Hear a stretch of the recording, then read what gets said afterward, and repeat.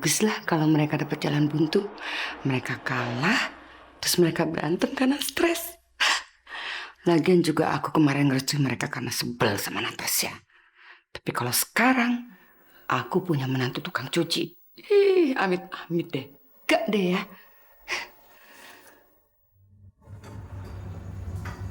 Iya Pak, saya mengajukan diri sebagai jaksa penuntut dalam kasus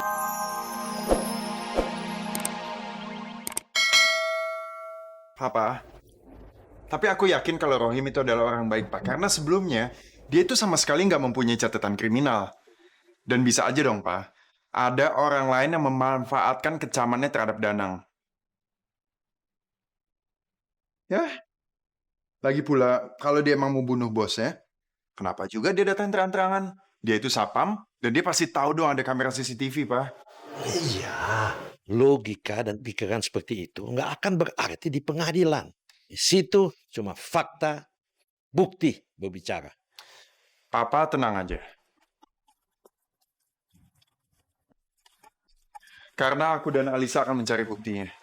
Papa menghargai keberanian kamu, dan Papa benar-benar harap kamu menang. Karena bukan saja nama kamu yang dipertaruhkan, karir kamu juga, Fen. Dan satu lagi juga, Pak. Cintaku dan Alisa sedang diuji. Ya, tenang aja. Papa yakin cinta kalian akan berjalan sebagaimana adanya. Makasih, Om.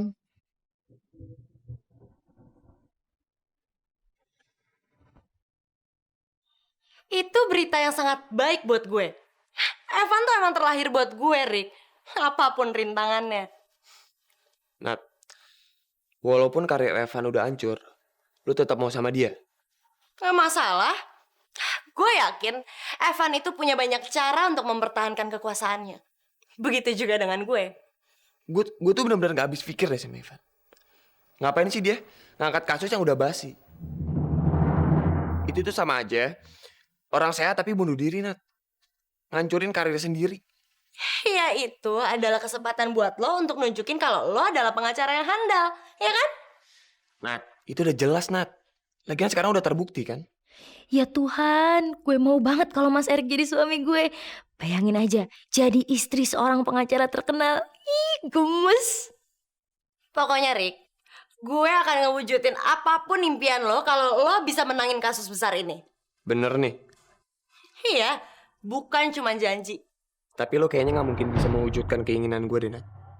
Emang apa sih yang lo mau? Gue mau nikah sama Alisa.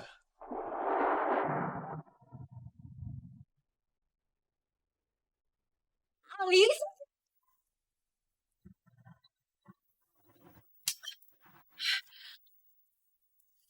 Rick, kok lo masih suka sama Alisa sih? Setelah sekian lama lo gak ngedapetin dia, gue pikir lo udah ilfil sama dia. Nat, lo sendiri gimana? Udah sekian lama lo nungguin Evan. Apa lo ilfil sama dia? Hah? Enggak kan?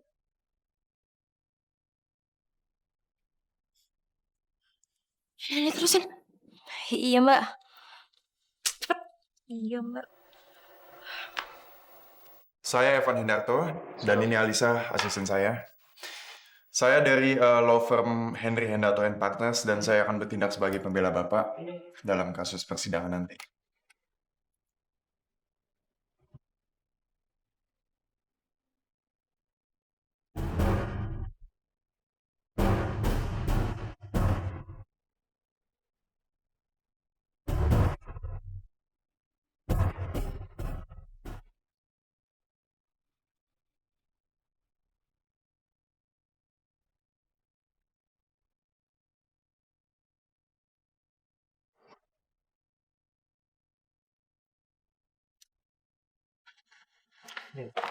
Terima kasih.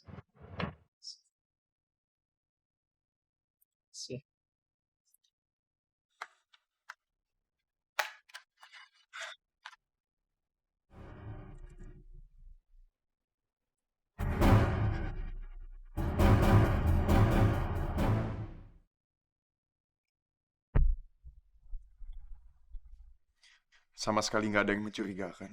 Iya. video ini nggak kuat untuk dijadikan bukti.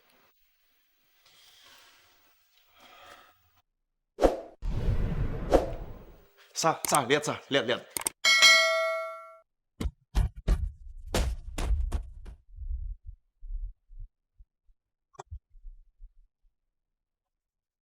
Itu Rohim masuk dari pintu depan. Tapi kameranya cuma mengarah ke satu arah aja. Dan itu kan artinya pembunuhnya udah hafal dengan semua ini. Pokoknya besok kita harus ke TKP, Sa. Besok siang. Iya, Van.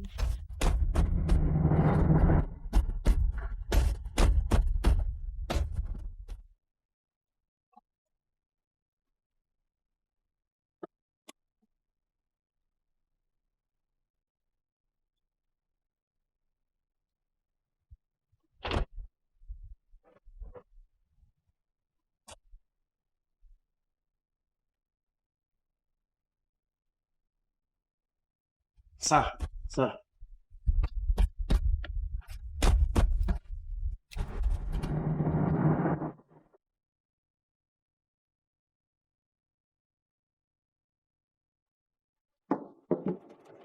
Besok, Rick. Itu adalah awal dari kejayaan karir lo. Yo ini, sebelum kasus ini masuk ke meja hijau, kita itu udah jadi pemenangnya. Ya iyalah. Emang dasar si Evan itu kan pengacara yang bodoh. Lagian ngapain dia ngangkat sebuah kasus yang udah di-close, ya kan? Gue bakal buktiin kalau Evan itu nggak ada apa-apanya dibanding gue. Iyalah, bro. Kalau lo bisa ngebela gue dengan baik, gue akan wujudin semua mimpi-mimpi lo.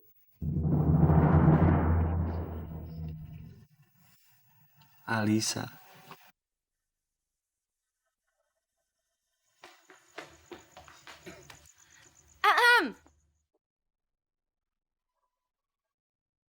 Aduh, ada apa lagi sih, Nat? Ibu pengacara, apa kabar? Gimana? Cuciannya di dalam semuanya udah kering? Udah deh, Nat. To the point aja, maksud kamu itu apa sih? Ya, aku datang ke sini cuma pengen ngingetin kamu, kok, Van.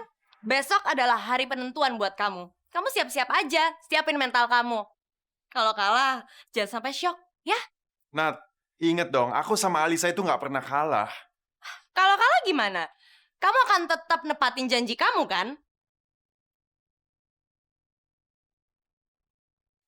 Dan kamu, Babu, siap-siap aja jadi nyonya Erik. Dan saya bakalan jadi nyonya Evan Hendarto. Iya kan, Van? Yeay!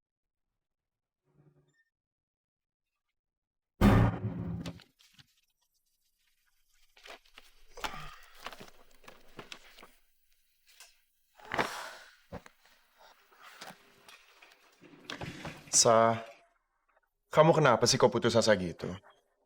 Kamu ini adalah asistennya Evan Hendarto, pengacara hebat. Masa kayak gitu sih baru menangani kasus seperti ini aja udah down. Gimana mau nanganin kasus gede, Sa? Iya, Van. Kita itu emang punya bukti-bukti. Tapi yang jadi permasalahannya adalah kita nggak punya tersangka.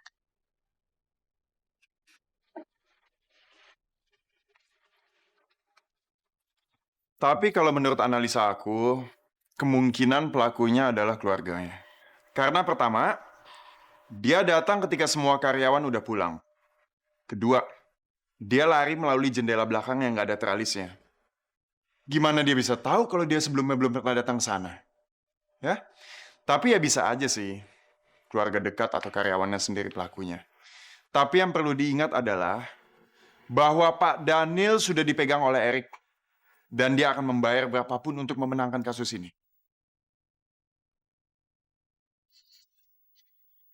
Tapi kalau emang Daniel itu pelakunya, atas motif apa dia ngelakuin ini semua? Emang dia tega banget apa? Dia ngebunuh ayahnya sendiri di ruang kerjanya?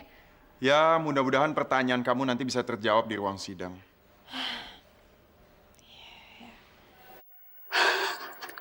Baguslah kalau mereka dapat jalan buntu. Mereka kalah, terus mereka berantem karena stres. Lagian juga aku kemarin ngerecuh mereka karena sebel sama Natasha.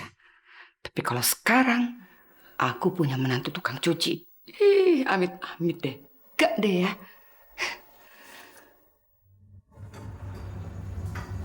Iya, Pak. Saya mengajukan diri sebagai jaksa penuntut dalam kasus